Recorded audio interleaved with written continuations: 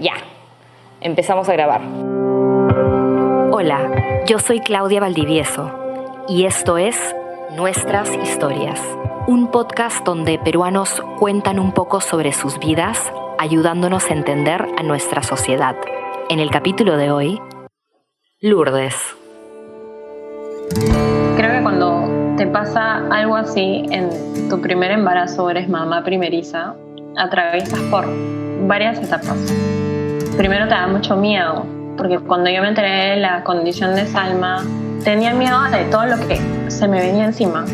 Después me sentí culpable porque no sabía si es que yo en algún momento del embarazo la había cagado. Había hecho algo que la había cagado y por mi culpa ella era así. Ese tema de culpabilidad nunca se lo había dicho a nadie y hace poco lo confesé. Pero después acepté la condición, acepté que Salma había llegado hacia mi vida porque era la manera en que tenía que llegar y que en realidad he superado muchas etapas para hoy por hoy ver a Salma como una niña que puede lograr muchísimas cosas. Y yo tengo mucha fe de que ella va a poder hablar, va a poder caminar. Lourdes es de Chiclayo, se dedica al diseño gráfico y hace 3 años se convirtió en mamá primeriza con la llegada de su hija Salma. Al poco tiempo recibió la noticia que su hija había nacido con un problema neurológico poco común que la limitaría de por vida. No fue un embarazo que yo planeé. Yo ya tenía una relación súper larga con el papá de Salma y planeamos irnos a Cusco. Pero toda esa semana que estuvimos allá nunca me vino la regla. O sea, algo estaba pasando. Entonces le pedí a mi mejor amiga que por favor me acompañara a Impares para hacerme la prueba de sangre. Y cuando ya era casi la hora, regresamos y me acerqué a recoger el resultado y me dieron un sobre. Y yo en verdad pensé que al abrir el sobre iba a decir positivo o negativo, pero era un documento súper raro, como full índices, como números que yo no entendía. Me acerqué a un módulo en el mismo Impares y me dijeron que tenía que ir a consejería.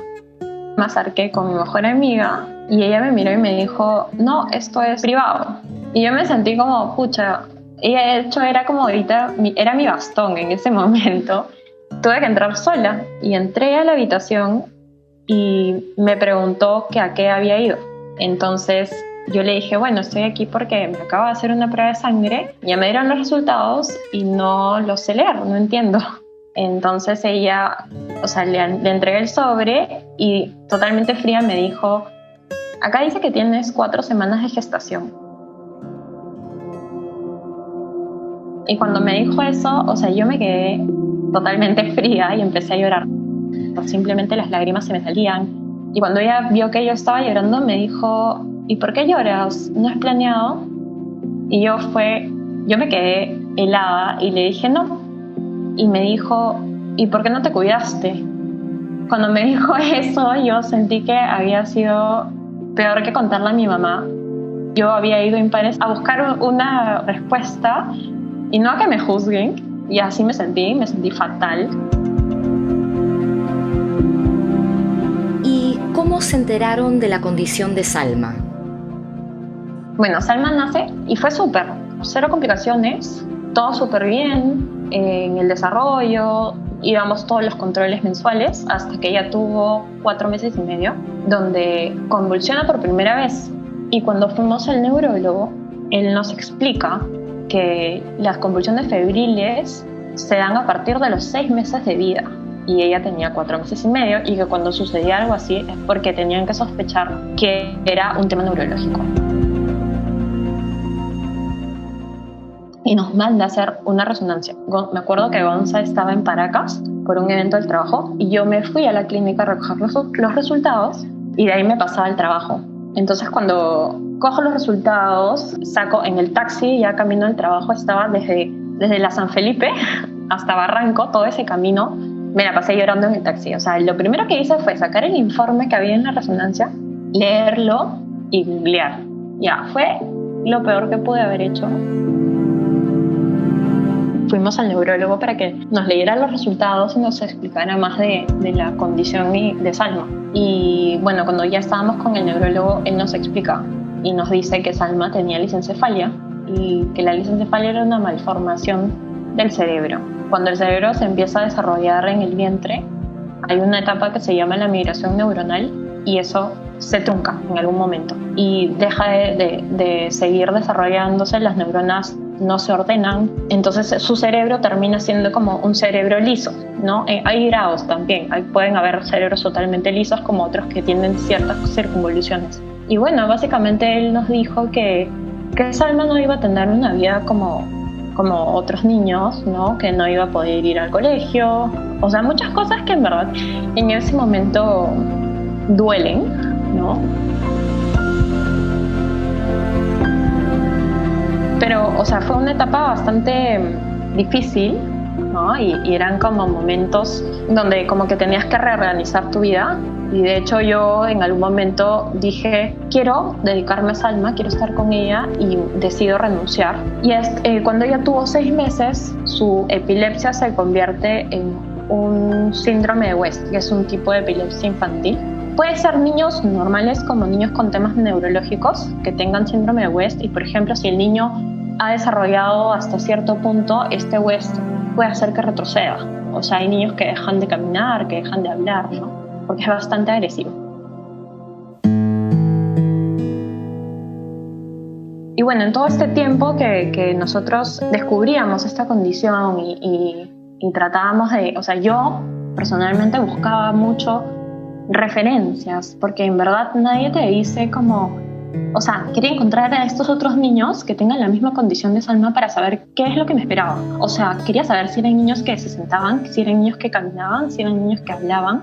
Hasta que ya al final fui cediendo un poco con el tema este de la búsqueda de encontrar un referente. Como que creo que es parte de llegar a aceptar al 100% esto que estás viviendo, ¿no? Entonces seguimos con todo el proceso, que era pasar también por un estudio genético, porque teníamos que ver por qué es que se había dado esta lisencefalia en ella. Si es que había sido una incompatibilidad de nosotros como papás o simplemente porque ella llegó así, porque tenía que llegar. Y cuando nos dieron los resultados, pues nos dijeron que no era por nosotros. También parecía que estabas buscando un poco de comunidad, ¿no? Con de repente otras mamás que estuvieran pasando por algo similar. ¿Quiénes forman tu comunidad hoy?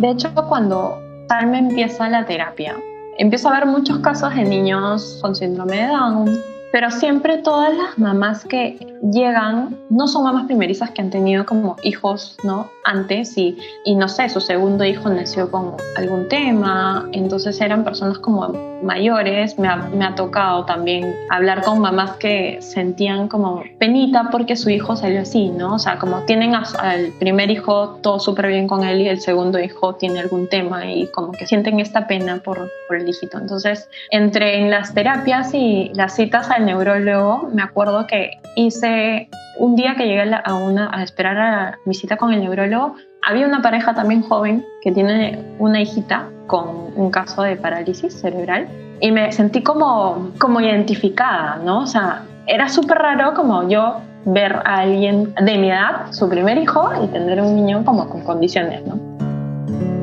Entonces me sentí súper identificada con ella y busqué como hacerle conversación y hoy por hoy en verdad somos amigas, o sea, súper chévere. Y hice también un par de conexiones con otras mamás, pero son mayores que yo. Pero siempre me quedó como que este bichito de querer hacer mi espacio, mi propio espacio donde cuente yo las experiencias con Salma, para yo ser un referente para otras mamás. O sea, ese referente que yo en algún momento busqué y que no encontré, porque se me hizo muy difícil, ¿no? Así que nada, ese es como mi plan muy futuro a corto plazo. ¿Siempre quisiste ser mamá? ¿Cómo te lo imaginabas? Siempre he tenido como ese anhelo, pero el orden en el que iba a pasar mi vida iba a ser totalmente distinto. O sea, yo pensaba que primero me iba a casar, luego iba a tener mis hijos, pero llegó así. Primero llegó mi bebita. Y en verdad no siento que mi vida se haya truncado. Si bien es cierto, como entras en una pausa, Obviamente estos primeros años de vida son tu prioridad totalmente, o sea, cambia, sí, pero creo que es importante nunca dejar de lado estos planes personales que uno tiene.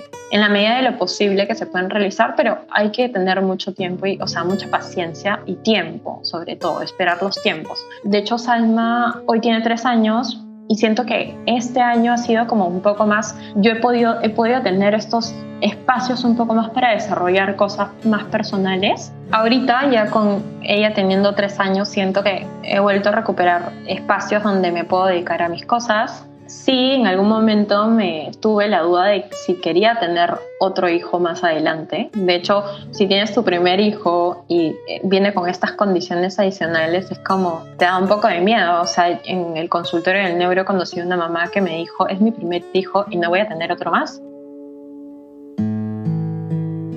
Yo he pasado por esa etapa, pero hoy por hoy creo que, o sea, a mí sí me gustaría tener otro hijo. Porque no me gustaría quedarme con esas ganas de saber cómo sería como la crianza de este hijo, ¿no? Que no tenga estas condiciones. Yo creo que igual en ambos casos la crianza siempre es complicada y tediosa, pero son como totalmente niveles distintos de complicación, niveles distintos de adaptación y todo, ¿no? Entonces yo sí me veo en el futuro con otro hijo más o 2 más, no sé.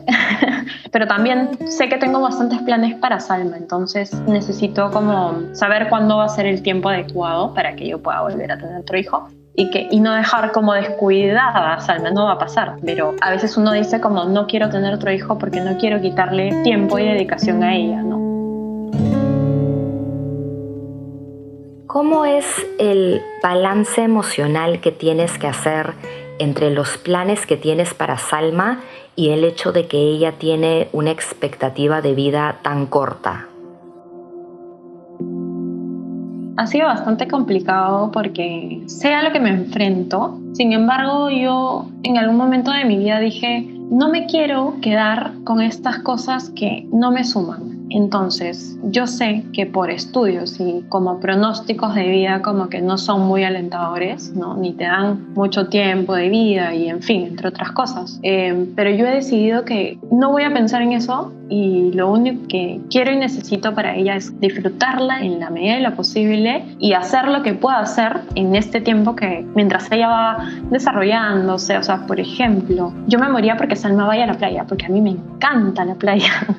Entonces yo a Salma de chiquita, te hablo que cuando tenía meses, o sea, a los 7, 8 meses, yo la he llevado a la playa, pero nunca ha sido como verla disfrutar realmente de la playa, ¿no? Siempre nos pasaba algún pequeño episodio y Gonza me decía, ya no la llevemos, que no sé qué, o sea, siempre él como que asustado, ¿no? Como, ya no, por favor. Y yo siempre era como, pero hay que volver a intentarlo, o sea, para mí es como, no la intentas, no es como una vez y si no sale bien, entonces lo descarto. Para mí es como una y otra, y sobre todo si se trata de Salma. Obviamente no voy a hacer nada que haga que ella la pase mal, lógico, pero no voy a dejar de intentarlo. ¿Qué tipo de terapias hace Salma? ¿En qué consisten? Ella ahorita lleva las físicas y terapias de lenguaje también. Entonces las físicas le trabajan todo el tema motriz. Nosotros hemos pasado de tener las terapias, se le puede decir convencionales, en verdad hay muchos tipos de terapias físicas, pero desde el año pasado, en noviembre, entramos a unas terapias que las hacen Chorrillos, que son unas terapias distintas, totalmente distintas, de un método que se creó en Chile. Y súper, o sea, yo en algún momento en estas terapias convencionales, entre comillas, sentí que ella se estancó, ¿no? Como que se estancó, ya no avanzaba y necesita, o sea, creo que les pasa lo mismo como a uno, que necesita como un cambio de rutina, porque se vuelve todo tan monótono que, no sé, de repente tu cuerpo deja de reaccionar a lo que ya estás haciendo día a día. Y la cambié de terapias y súper, en estas terapias siento que ha avanzado bastante, pero, sin embargo, también tiene mucho que ver cómo Salma, o sea, este tema físico está muy amarrado a su epilepsia. Entonces, yo lo que puedo decir es que la lisencefalia para mí, para Salma, no es como tanto el impedimento, sino la epilepsia. Este es el tema como más grave que tenemos que manejarlo mejor para poder seguir haciendo cosas. O sea, mientras ella esté controlada con sus crisis, súper. Pero nos pasa también que en el momento que se empiezan a descontrolar, empieza a retroceder. Y las terapias del lenguaje son lo máximo. Salma empieza a comunicarse a su manera, ya sea con la vista, con sonidos. ¿Siempre tuviste esa forma de pensar en positivo o nació a partir de Salma? Nunca he sido pesimista ni negativa, pero creo que esta filosofía de vida se hizo más presente cuando Salma nace y sucede todo esto. O sea, siento que hoy por hoy soy más fuerte y más capaz de muchas cosas. Cuando sucedían cosas difíciles en mi día a día con Salma, lo que yo siempre he tratado de hacer es como darme esas fuerzas y tratar de pensar siempre positivo. El papá de Salma es un poco lo contrario, es como se frustra muy rápido. Entonces, ante una situación difícil, si yo me pongo también en ese modo de como verlo todo gris, creo que todo como se derrumbaría. Y ahora, hace unos meses, decidí empezar terapia con psicóloga por todo, o sea, por en general toda mi vida, mi maternidad, todo lo que he pasado y todo lo que me he comido sola, en realidad. O sea, que no hablar como de esta frustración, de esta culpabilidad, de estas cosas. Y sentí que ya era un buen momento, que estaba preparada de conversarlo con alguien, y como que me dio súper bien. O sea, ella me dijo, en verdad no entiendo cómo es que has esperado tanto tiempo, digamos, para iniciar terapia y cómo has podido con todo esto sola, ¿no? Pero de hecho llega un momento en que pasan tantas cosas que de hecho el vaso se llena y revienta todo. Entonces ya yo llegué a ese límite y necesitaba un desfogue o alguien que me guíe o que me explique porque es que yo no debería comerme todo esto sola, ¿no? Ella lo que me dijo es que mi forma de ser es así, o sea, como que creerme la supermujer y poder con todo. O sea, me dice, en verdad, tienes una capacidad para, no sé, te pones en un plan de yo puedo con todo, y claro, lo hago. Hay muchas cosas sobre las que, digamos, que voy por encima, pero ella me dice, en algún momento todo esto que tú te reprimes sale a flote. De hecho, por un lado, como chévere, pero por otro lado, me parece paja también haber llegado a esta ayuda psicológica, que creo que es muy normal y muy necesaria en muchos casos, y hasta podría ser chévere porque todos puedan hacer una terapia. Yo creo que si hubiese visto toda esta etapa oscura, Salma no estaría donde está el día de hoy. Tener que ser el soporte emocional de la familia por 3 años es muy duro. ¿En qué o en quién te apoyabas en ese tiempo en donde no tenías esta terapia?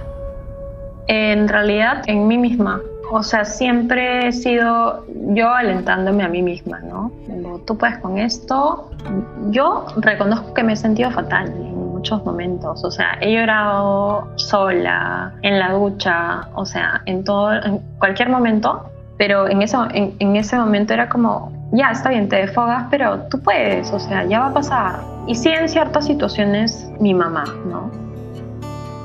Algo que me dijo mi psicóloga es que a mí no me gusta mostrarme vulnerable ante los demás. Pero claro, mi mamá es mamá, o sea, mamá es a quien recurres cuando algo te pasa, algo malo, algo triste, ¿no? Siempre, desde chiquititos hasta grande. Así que ella ha sido bastante mi soporte, pero la mayor parte del tiempo he sido yo misma que me he alentado a seguir.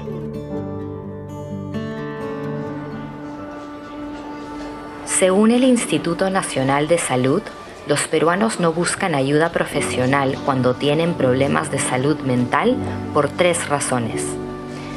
Tienen la creencia irracional de que todo lo pueden resolver solos, porque no tienen dinero y porque desconfían del tratamiento. La actual pandemia del COVID-19 y sus consecuencias vienen impactando sobre la salud mental de todos los peruanos. Pero hay recursos disponibles, como el Servicio de Orientación Psicológica en Línea de la Municipalidad de Lima, llamado Lima Te Escucha, y líneas gratuitas especializadas en asesorar a adolescentes como Aligerando Mochilas, del Centro de Desarrollo y Asesoría Psicosocial, el MINSA y UNICEF, y otra iniciativa similar de Infosalud. No dejes de usar estos servicios si lo necesitas. Y sí, o sea, yo en verdad a Salma la admiro un montón porque siento que tiene 3 años y ha pasado por tanto. O sea, es como bastante admirable. Y por ejemplo, todo este tema de las terapias, en verdad es como que tú vayas a hacer ejercicio todos los días o que alguien te haga ejercicios bastante duros. O sea, por el grado de hipotonía que ella tiene, los ejercicios le cuestan un montón. O sea, es bastante chamba la que ella hace, ¿no? ¿Cómo haces con las percepciones de terceros? Porque quizás no todos la vean de la misma manera que tú la ves. Es complicado. A veces escucho a gente muy cercana como familia decir pobrecita y en realidad eso a mí me da cólera porque yo no lo veo así. O sea, para mí no es pobrecita. Yo como su mamá no me voy a rendir con ella. Para mí sigue siendo un objetivo que camine, un objetivo que hable. Y no me importa si lo hace mañana o pasado o en 10 años. Yo sé que lo va a lograr y en el caso que no, está bien también. O sea, porque nunca lo vamos a dejar de intentar. Todo este tema antes, cuando ella era más chica, a mí sí me afectaba bastante y luego entendí que era una pelea interna. Pero poco a poco, cuando vas aceptando todo y superando, ya como los comentarios de terceros no vienen al caso en realidad. ¿Qué has aprendido de Salma? De Salma he aprendido a dejar afuera todo lo malo y dejar entrar solo lo bueno, porque yo sé que siempre va a haber de ambas partes, pero siempre tienes que tener en cuenta que lo que tú tomes va a ser importante. Yo me acuerdo cuando Salma era muy chiquita, me dijo mamá, y fue un momento súper increíble, y tengo mi mayor testigo que es Gonzalo, el papá de Salma. Pero Salma no habla, o sea, a mí, imagínate, Salma con 3 años no habla, pero que me haya dicho mamá cuando tenía meses, para mí ha sido como, wow, o sea, puedo decir que me dijo mamá alguna vez en su vida.